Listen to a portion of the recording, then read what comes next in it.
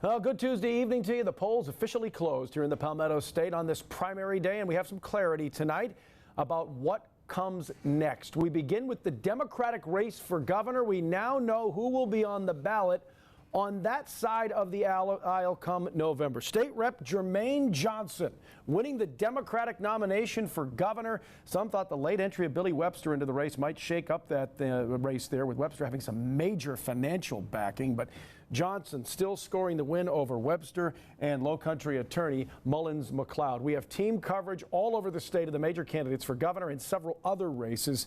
You can see our reporters scattered around South Carolina. We're going to make our first stop in Hopkins in Lower Richland County. Our Mike White tracking the Jermaine Johnson campaign tonight. Talked to Johnson earlier today and just heard from him a little while ago when he addressed supporters. He's live at Johnson headquarters at St. John Baptist Church. What's the word down there, Mike? Happy place, I'm sure.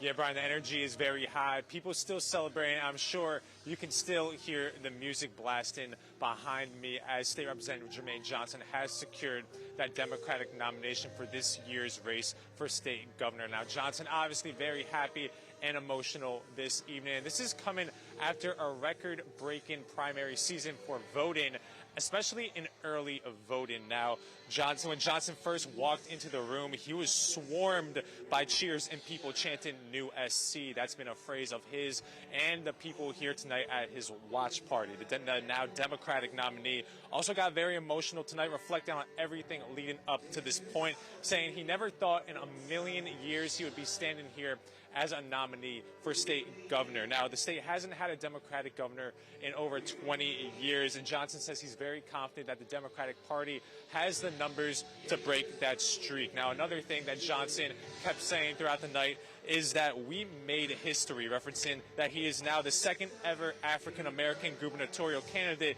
in South Carolina history. Here was his reaction to that tonight following his speech.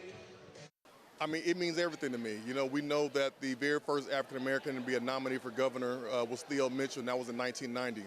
And we haven't had one since. I'm now the second African-American nominee in the history of South Carolina.